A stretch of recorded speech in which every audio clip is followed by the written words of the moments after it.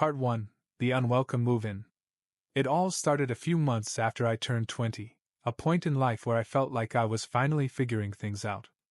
I wasn't rich by any means, but I had a steady job that allowed me to help out at home while still saving a little on the side. It wasn't just helping out, though. I was carrying a big part of the load. Rent? Paid half of it, on time, every month. Groceries? I stocked the pantry with everything from fresh produce to Mom's favorite snacks. Utilities? I kept the lights on, the Wi-Fi running, and the water hot for everyone's showers. I didn't mind. I was proud of what I was contributing to our home. To me, it wasn't just a financial obligation. It was my way of giving back to my mom for everything she'd done for me growing up. She'd been a single parent since I was a kid, working long hours to keep us afloat. Now that I was older, I saw it as my turn to step up and ease her burden. It wasn't easy, but it felt right. So, imagine my shock when I came home one evening and found our living room piled with boxes and bags. At first, I thought maybe Mom had taken the weekend to declutter or finally decided to clean out the garage. I even joked about it as I walked in. "Wow, spring cleaning in January?" I chuckled, kicking off my shoes. But when I rounded the corner into the kitchen, I saw a stranger standing there.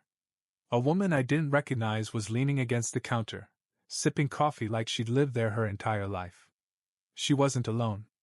3 kids, roughly between the ages of 4 and 10, were darting around the house, their laughter and shrieks echoing like they were at a playground.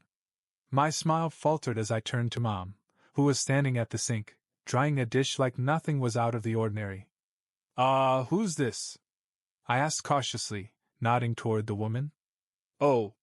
Mom set down the dish and wiped her hands. "This is Karen. She and her kids are going to stay with us for a little while." "Stay with us?" I repeated, my voice rising slightly. "What do you mean?" Mom waved a dismissive hand, like it wasn't a big deal. "They've been having a tough time, and they need a place to stay. Just until they get back on their feet." I tried to stay calm, but the situation wasn't adding up. I didn't even know these people, and suddenly they were living in our house? I glanced back at Karen, who gave me a tight smile before turning back to her coffee. Her kids, meanwhile, had already started making themselves at home. One of them was flipping through the TV channels with sticky fingers, while another was rummaging through the fridge like he owned it. "How long is a little while?" I asked, trying to keep my tone neutral. Mom hesitated, and that's when I knew this wasn't just a quick overnight stay. "Just until they figure things out," she said vaguely. "They don't have anywhere else to go." I wanted to be understanding. I really did. But I couldn't ignore the sinking feeling in my stomach. Something about the way Mom was avoiding eye contact told me this wasn't going to be a short-term arrangement. Still, I bit my tongue. I told myself to trust her judgment, to give it a chance. After all, helping people in need was a good thing, right? But then she dropped the real bombshell. "They'll need a bit more space," Mom said, glancing at me out of the corner of her eye. "So I told Karen she and the kids could use your room for now." I blinked, sure I'd misheard her. "Wait, what?" "It's just temporary," she added quickly, as if that made it better. "You don't mind sleeping on the couch, do you?" I stared at her, waiting for her to laugh, to say it was a joke. But she didn't. She just stood there, arms crossed, waiting for my response. My room. My bed. My sanctuary. She was giving it away like it was nothing. Part 2: A temporary solution. Temporary. That word rattled around in my brain like loose change in a dryer. Mom had used it so casually, like shoving me out of my room and onto the couch was no big deal. Temporary could mean a week, maybe 2. I could deal with that, right? But the more I thought about it, the more uneasy I became. This wasn't some distant family member crashing with us in an emergency. This was Karen, a stranger, and her 3 kids, none of whom seemed even remotely interested in being quiet or respectful. The first night was chaos. I'd barely had time to move my essentials out of my room before Karen and her kids were already dragging their stuff in. It wasn't just suitcases either. It was toys, stuffed animals, backpacks, and an unbelievable number of plastic storage bins. At one point, Dylan, the oldest boy, ran into the living room holding a baseball bat he'd clearly found while digging through my closet. "Hey, that's mine!" I said, grabbing it out of his hands before he could cause any damage. He glared at me like I was the one in the wrong. "Mom said we can use whatever we want." I glanced at Karen, who was sprawled on my bed, scrolling through her phone. She didn't even look up, just waved dismissively. "Dylan, leave him alone," she muttered half-heartedly. That was the first sign this was going to be a problem. By the second night, the temporary arrangement was already wearing thin. The couch was uncomfortable, lumpy, and smelled faintly of old pizza from the time Dylan spilled a soda and left a slice wedged between the cushions. I tossed and turned, trying to drown out the sound of Karen's kids stomping around upstairs. For kids who were supposedly going through hard times, they seemed remarkably good at having fun, mostly at my expense. The real kicker came that morning. I woke up to find Katie, the middle child, sitting at the kitchen table eating my cereal straight out of the box. Not just any cereal either, my favorite, the fancy kind I splurge on for myself. She didn't even use a bowl. Just sat there, shoving handfuls into her mouth, leaving a trail of crumbs everywhere. "Seriously?" I muttered, grabbing a cup of coffee. Katie shrugged, her cheeks puffed out like a chipmunk. "Mom said we could." When I looked at Karen for some kind of explanation, or, an apology, she just smiled. "They're kids. What's the big deal?" The big deal, I quickly realized, was that temporary wasn't temporary at all. Days turned into weeks, and Karen showed no signs of leaving. Her kids had completely taken over my room, decorating it with posters, toys, and what looked like a crayon mural on the walls. My things were crammed into boxes in the corner, untouched and forgotten. It was like I didn't even live there anymore. Meanwhile, Karen wasn't exactly pulling her weight. She spent most of her time lounging on the couch or chatting on the phone, always with the same excuse. "I'm trying to find a job." If she was job hunting, she must have been doing it on Candy Crush because I never saw her make a single call that sounded remotely professional. And Mom? She acted like everything was fine. If I brought up how unfair it was, she just brushed it off. "You're young," she said one day, her tone exasperated. "You don't need much space. They're going through a hard time. Be patient." Be patient? I was living in the hard time. Every day was a new level of madness. Dylan had started leaving his toys everywhere, and I tripped over one of his toy cars more times than I could count. Katie was constantly throwing tantrums, complete with ear-piercing shrieks that made me wonder if the walls were soundproof enough to avoid noise complaints. And Bella? Bella was the youngest, and somehow always sticky. I couldn't figure out how or why, but every time I saw her, she had something smeared on her hands, jam, glue, some mystery substance that I didn't want to ask about. Then there was Karen. She had a knack for finding ways to inconvenience me without even trying. She started adding her own items to the grocery list, expensive ones too. Almond milk, organic snacks, some brand of cereal that cost 3 times what mine did. And guess who was still paying for most of the groceries? Yep, me. When I brought it up to Mom, hoping for some support, she just sighed. "There are guests. It's only right we make them feel welcome." "Guests?" I snapped. "They've taken over the whole house. I don't even have a room anymore." Mom's face hardened. "Don't be dramatic. You're helping people. That's more important than having a bedroom." I felt my blood boil. This wasn't about being selfish. This was about respect for me, for my contributions, for the fact that I was bending over backward to keep things running while Karen and her kids treated our home like an all-inclusive resort. But no matter how much I argued, Mom wouldn't budge. She was determined to be the hero in Karen's sob story, even if it came at my expense. As the weeks dragged on, I started counting down the days until Karen and her kids would leave. I wanted to believe Mom's promise that it was temporary, but deep down, I knew better. Karen wasn't going anywhere, and if I didn't do something soon, I'd be stuck living like this forever. And that's when I started thinking, maybe it wasn't them who needed to leave. Maybe it was me. Part 3, The Couch Chronicles. I tried to make it work. I really did. I slept on the couch while Karen and her kids took over my space, my bed, and my privacy. Dylan left his toy cars scattered everywhere, Katie threw tantrums that could wake the dead, and Bella was somehow sticky at all times. Karen, meanwhile, made herself at home, like really at home.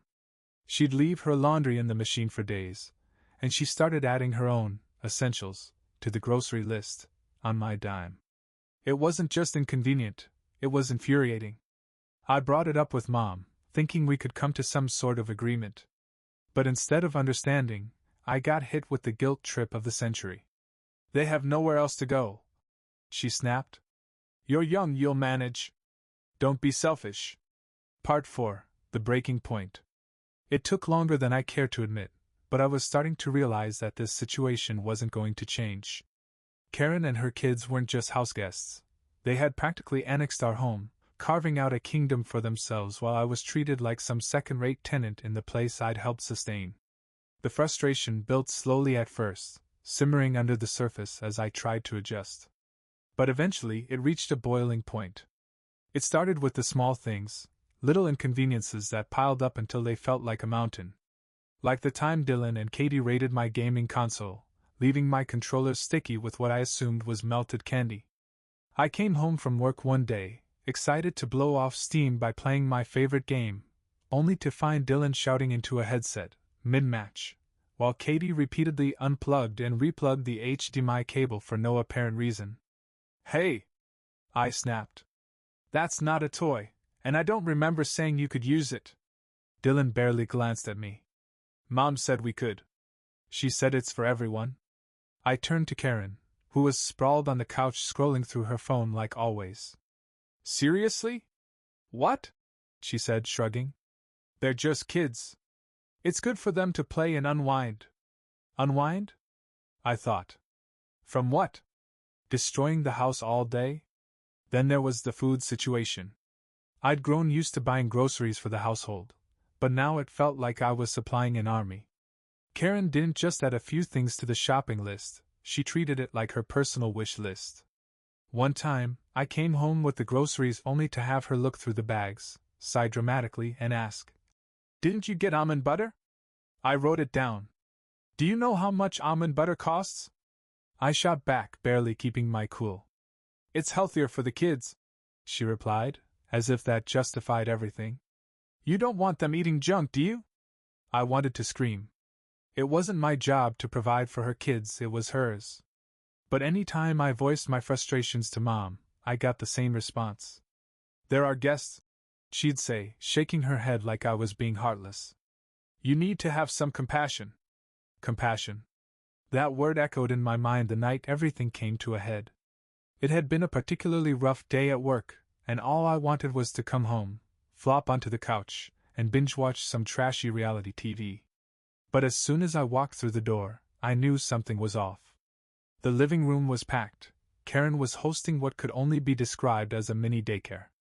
Her kids were running wild with a few other children I didn't recognize, spilling chips and juice onto the floor I had just mopped the day before. The noise was deafening, and the chaos was overwhelming. "Hey," I said, raising my voice to be heard over the commotion. "What's going on here?" Karen barely looked up.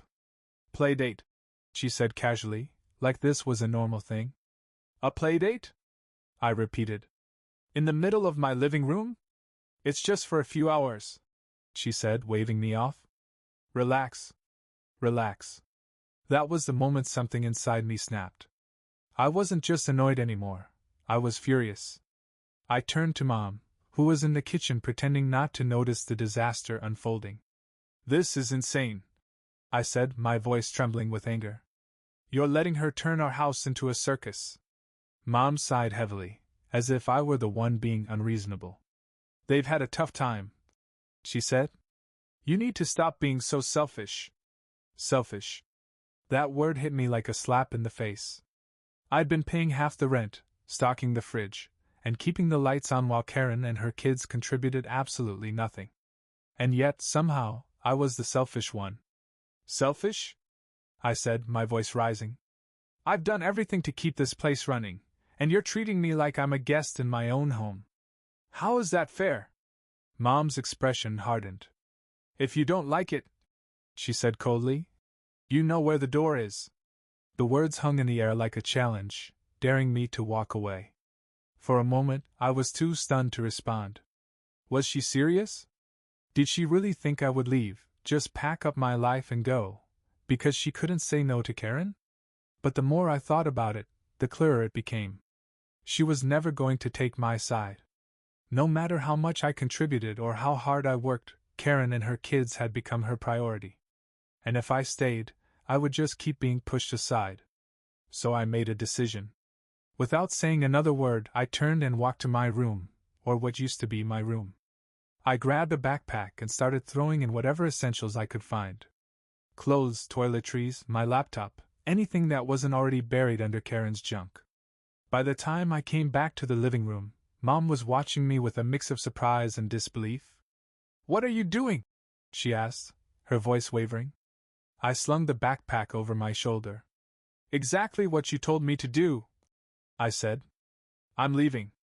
As I walked out the door, I felt a strange mix of emotions, anger, sadness, and a surprising sense of relief. For the first time in weeks, I wasn't surrounded by chaos. The air outside felt crisp and clean, and for a brief moment I felt free. I stayed with a friend that night, crashing on their couch and venting about everything that had happened. By the next morning, I had already started looking for a place of my own. It wouldn't be easy, but anything was better than staying in that house, feeling like a stranger in my own life. I didn't know what would happen next, but one thing was certain. I wasn't going back. Part 5, Life Without Strings. When I left that night, I didn't look back. I couldn't. My emotions were tangled, anger, frustration, and even a faint flicker of guilt, but mostly, I felt relieved. For the first time in a long time, I wasn't carrying someone else's weight. My friend let me crash on their couch for a few days while I sorted things out, and in that time, I made a decision. I wasn't going to let this situation define me. If Mom wanted to prioritize Karen and her kids over her own child, fine. But I wasn't about to stick around and watch. Finding a place to live wasn't easy.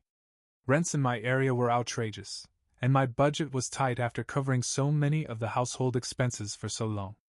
But after a week of searching, I stumbled across a small studio apartment that was just within my means. It wasn't much, just a single room with a tiny kitchenette and a bathroom so cramped I could wash my hands while sitting on the toilet, but it was mine. I remember the first night I moved in. The place was bare, save for a mattress I'd managed to buy secondhand and a few boxes of my stuff. I sat cross-legged on the floor, eating instant noodles straight from the cup because I didn't have a table, or even a proper chair yet. But despite the simplicity, I felt something I hadn't felt in a long time: peace. The joys of independence. Living alone was a learning curve, but I embraced it. For the first time, I could set my own rules. No more waking up to someone else's screaming kids or tripping over toys scattered in the hallway. I could play my music as loud as I wanted, cook whatever I felt like, and leave the dishes in the sink without anyone judging me. It was liberating. The freedom also came with a newfound sense of pride. I was responsible for everything: rent, utilities, groceries, and while it was stressful at times, it felt good to know I was standing on my own 2 feet. I started budgeting more carefully, cutting back on unnecessary expenses and learning how to stretch my paycheck further. Instead of splurging on takeout, I experimented with cooking, trying recipes I'd never attempted before. My first attempt at lasagna was a disaster, but by the third try, it wasn't half bad. There were moments of loneliness, of course. Some nights, I'd sit in my tiny apartment, scrolling through social media and wondering what my family was up to. Did Mom miss me? Had she realized how much I'd done for her? Part of me wanted to reach out, but my pride held me back. I wanted to see how long it would take for her to call me first. Karen's reign at home. Word got back to me through mutual friends that things at home weren't going so well. Karen and her kids had apparently made themselves even more comfortable in my absence. Dylan had taken up skateboarding in the driveway, leaving scuff marks on Mom's car. Katie had accidentally flooded the bathroom, and Bella was still somehow sticky all the time. Karen, meanwhile, wasn't lifting a finger. She hadn't found a job, hadn't paid a dime toward rent or groceries, and was reportedly spending most of her days binge-watching soap operas while her kids ran wild. It was almost funny, in a dark, schadenfreude kind of way. Mom had bent over backward to accommodate Karen, and now she was stuck dealing with the consequences. But as satisfying as it was to know I'd been right, I couldn't help but feel a twinge of sadness. This wasn't the life I'd wanted for her, or for me. The call. 2 months passed before I heard from Mom. I was cooking dinner, stir-fry, one of my new specialties, when my phone buzzed. I glanced at the screen and saw her name. For a moment, I hesitated. Should I answer? What if she was calling to guilt-trip me into coming back? But curiosity got the better of me, and I picked up. "Hi, Mom," I said, trying to keep my tone neutral. She didn't waste time with pleasantries. "I need you to come back," she said, her voice tight with frustration. I paused, letting the words sink in. "Why? What's going on?" Mom launched into a tirade about how Karen and her kids were driving her crazy. The house was a mess, the bills were piling up, and Karen hadn't even pretended to look for a job. Dylan had broken a window while playing baseball in the yard. Katie had gotten into Mom's makeup and smeared lipstick all over the walls. Bella was still Bella. "They're impossible," Mom said, her voice cracking. "I can't handle it anymore." Part of me wanted to say, "I told you so." But instead I just listened. As much as I wanted to feel vindicated, hearing the exhaustion in her voice tugged at my heartstrings. The answer. "So, will you come back?" she asked after a long pause. "I can't do this on my own." I thought about it. I really did. But as much as I cared about my mom, I knew that going back would mean sacrificing everything I'd worked for. My independence, Turn around my peace when it of is mind, safe to do so. my sanity. I glanced around my tiny apartment, at the clean countertops, the neatly stacked books, and the quiet, peaceful space I'd created for myself. It wasn't much, but it was mine. "I'm sorry, Mom," I said finally. "But I can't. Not after everything that's happened." There was silence on the other end of the room, and for a moment, I thought she might end. But then she sighed. "I understand," she said softly. I wish things were different." "Me too," I replied. When the call ended, I felt a strange mix of emotions, relief, guilt, and a bittersweet sense of closure.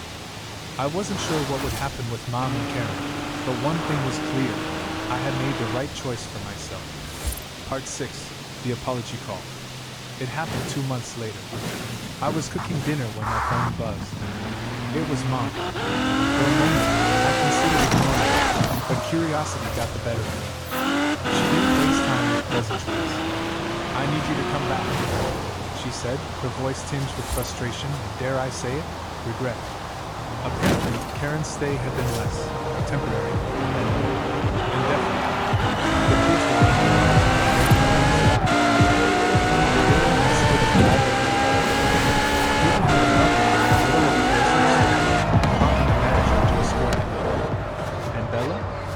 still sticky. Karen herself wasn't much better. She hadn't found a job, hadn't contributed a cent, and had basically turned the house into her personal playground. Part 7, My Room, My Rules Extended. When I got the call from Mom, I knew exactly what it was about before I even answered. By then, I'd heard enough through the grapevine to piece together the disaster.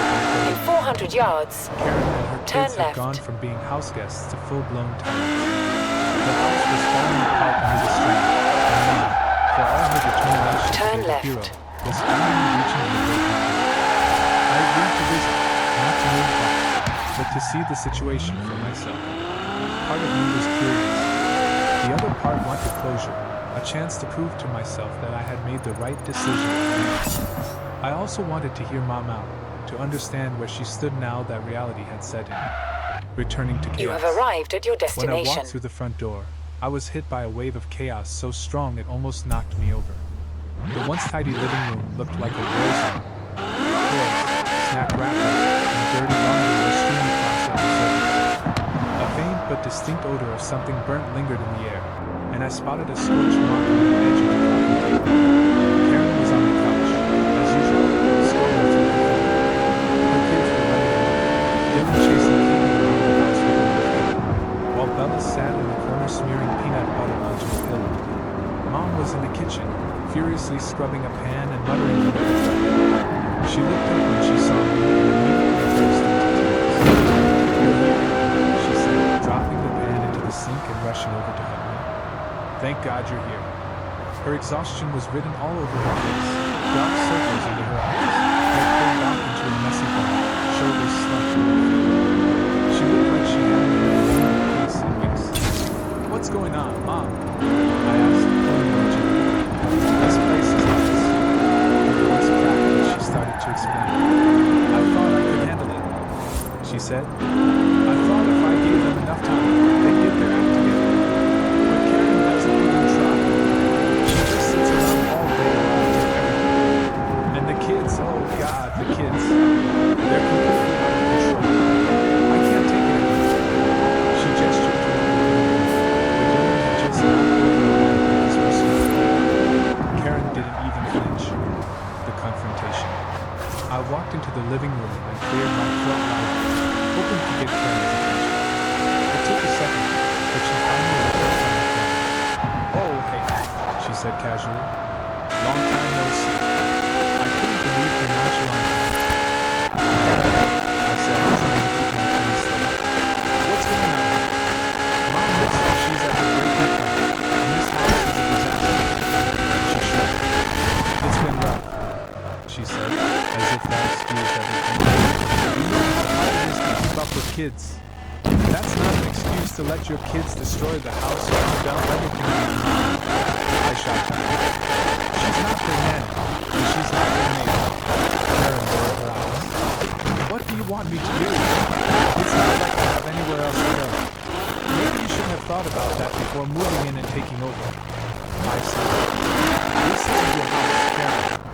It's hers, and she deserves some respect." Karen opened her mouth to respond, but Mom stepped in before she could. "He's right," Mom said, her voice trembling but firm. "I've done everything I can to help you, but this isn't working anymore. You need to figure out another plan." Karen looked stunned, like she couldn't believe Mom was finally standing up to her. "Are you kicking me out?" she asked, her voice dripping with indignation. Mom hesitated, glancing at me for support. I gave her a small nod. "I think it's time," Mom said quietly. "I can't do this anymore."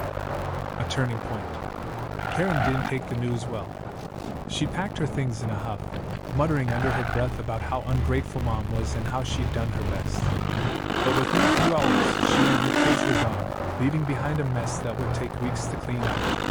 For the first time, the silence felt strange but comforting, like a heavy weight had been lifted. Mom and I sat on the couch that evening, surrounded by the wreckage Karen had left behind, and for the first time in a long time, we talked. Really talked. "I'm sorry," Mom said, tears streaming down her face. "I should have listened to you. I should have appreciated everything you did for me. I thought I was doing the right thing, helping you. But I see now that I was wrong." Her apology caught me off guard. Part of me wanted to stay angry, to hold on to the bitterness I'd been carrying since the day I left. But looking at her, tired, regretful, and vulnerable, I realized I didn't want to carry that weight anymore. "I forgive you," I said, and I remembered. "But things have to change, Mom. You can't keep putting everyone else ahead of yourself."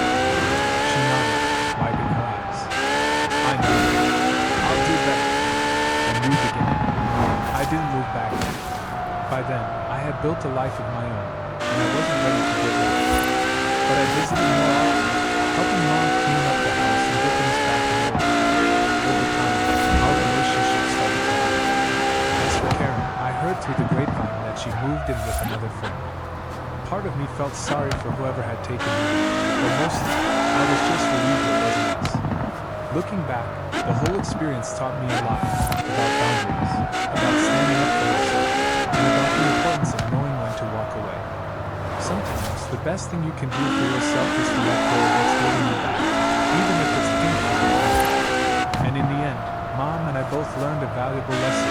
You can't save everyone, and you shouldn't have to sacrifice yourself. Reflection. It took a while to untangle the mess Karen left behind. both literally and emotionally. But as I sat in my tiny apartment that night, surrounded by peace and quiet, I knew I'd made the right choice.